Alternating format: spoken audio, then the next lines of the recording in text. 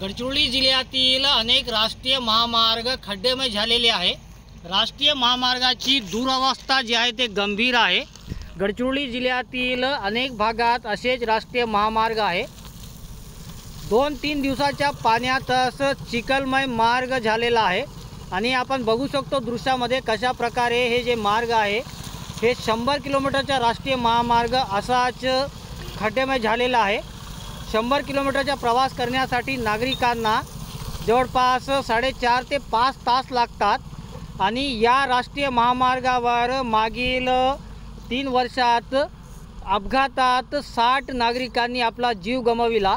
हे राष्ट्रीय महामार्गाचे काम सुरू असून 2 वर्ष पूर्ण झाले, परंतु अद्याप 17-18 किलोमीटरचा राष्ट्रीय महामार्गही पूर्ण न झाल्यामुळे अनेक प्रश्नचिन्ह या राष्ट्रीय महामार्गावर निर्माण होत आहे।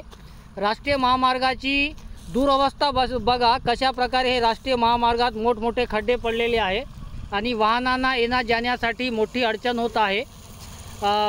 काम सुरू असल्यामुळे काम दीर्घाईने सुरू असल्यामुळे गडचिरोली जिल्ह्यातील सिरोंचा ते आल्लापल्लीपर्यंत जवळपास 130 गावांमधील नागरिकांना मोठी अडचण होत आहे।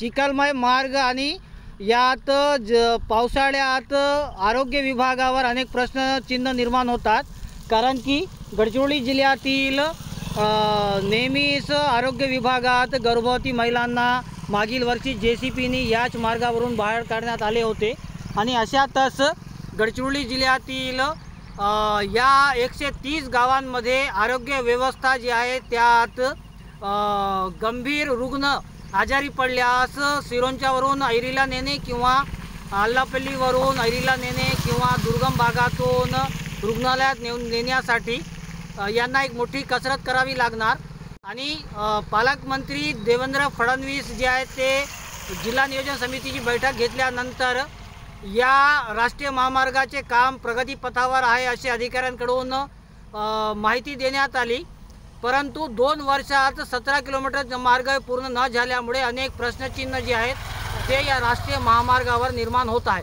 कॅमेरामॅन सोहेल पठाण सोबत MD इरफान TV9 गडचिरोली।